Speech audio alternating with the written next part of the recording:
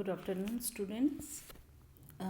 The topic is the tribes, the first tribe of the world, Janajati, pygmies. So we will discuss today on pygmies. The pygmies are Negroid people. They belong to Negroid race. They are also called Negrilos. These pygmies are very backward race, and their physical trait, physical development is very less. Their color is black. They are black people, and the stature or height is very much short. They are short statured, छोटे कद की, flat nosed, woolly haired, curly hair, long headed.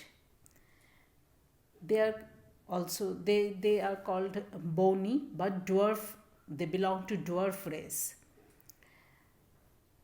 Pygmies are perhaps most backward tribals of the world who live in scattered part of the tropical Central or Middle Africa in Zaire, Congo, Gabon, Cameroon, Rwanda, Burundi. 3 degrees north to 3 degrees south of the equator, mainly in Congo basin. These pygmies live. 2 lakhs of pygmies population can be found there. Some group of pygmies are also found in the forest areas of Philippines and New Guinea.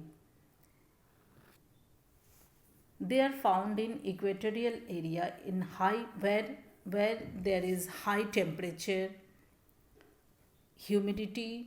high humidity, 250 centimeter rainfall for the whole year. बहुत ज़्यादा बारिश होती है जहाँ पे. The rainforest is full of animal activities throughout day and night. Dense forest. Variety of natural vegetations are found in these rainforest areas. Many subgroup of African pygmies are Mabuti, Towa, Bongo and Gasera. These pygmies are found in the equatorial area, in the rainforest area.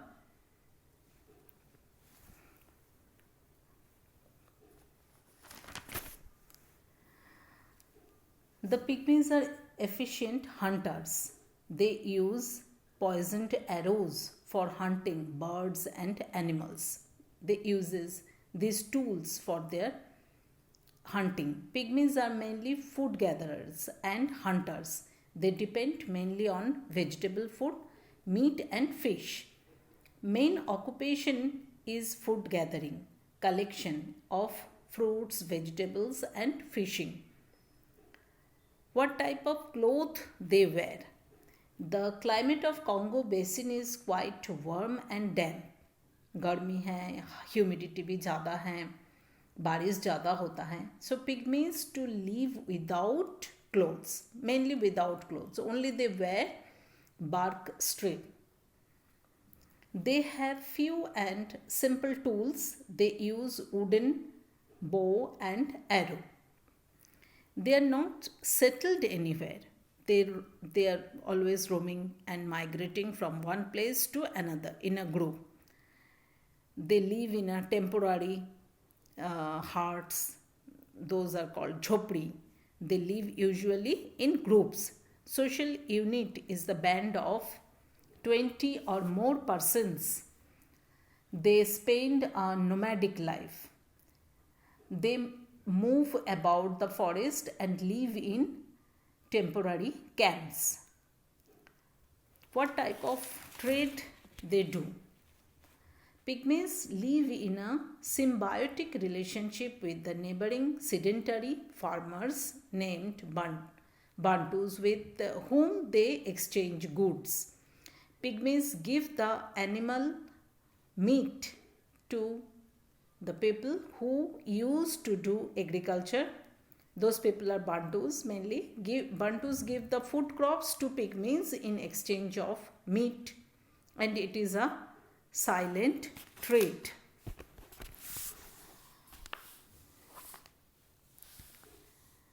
Pygmy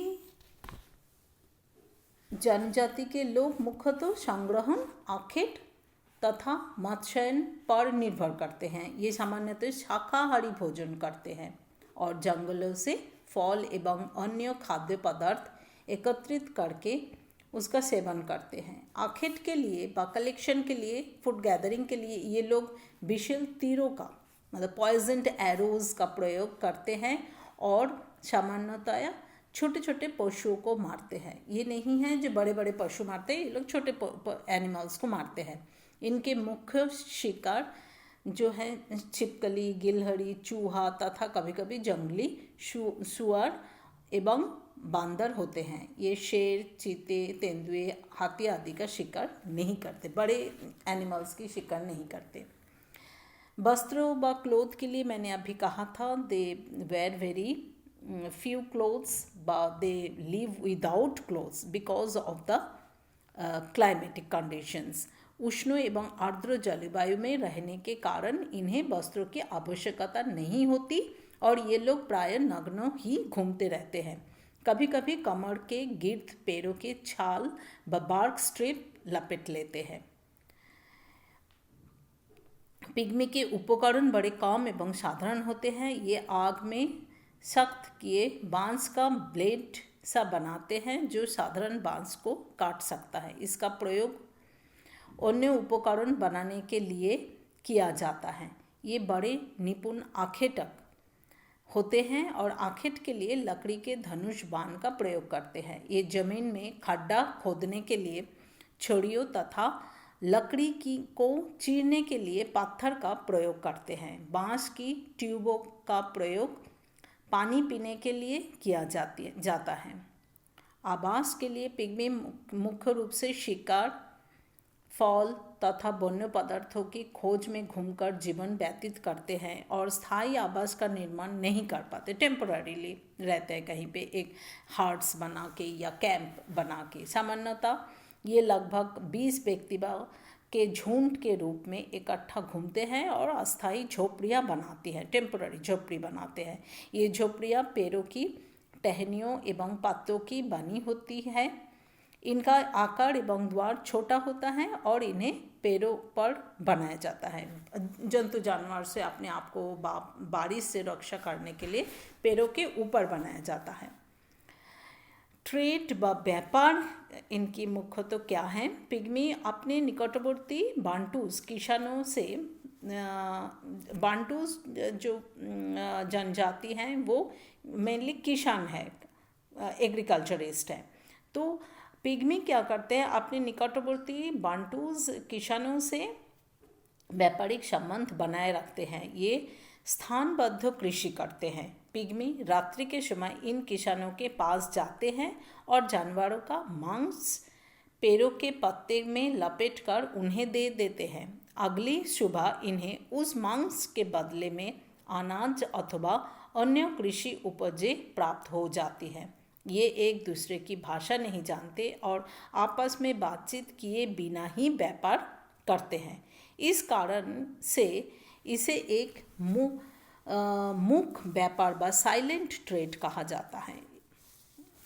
Sometimes the question arises, what is silent trade? Then we have to answer this question like this way. जो बांटूस से ये लोग अपना अनाज लेते हैं, कृषि उपजें प्राप्त होते हैं और उसके बदले में ये लोग जो जानवरों की शिकार करते हैं, छोटे मोटे जानवरों की शिकार करते हैं, उसके मांस बांटूस को देते हैं। तो इसे कहते हैं साइलेंट ट्रेड व मूक व्यापार। पिग्मी केले के पेड़ों के झुंडों में जाते हैं और मांस के बदले में फल प्राप्त करते हैं। जब पिग्मी को ये महसूस होता है कि किसान उनके साथ व्यापारिक आदान प्रदान में छल कर रहे हैं, तो वे उन्हें अपने जहरीले तीरों से मारने का भी प्रयत्न करते हैं, परंतु इस प्रकार की घटनाएं बहुत कम होती हैं और उनका मुख व्यापार चलता रहता है। Thank you.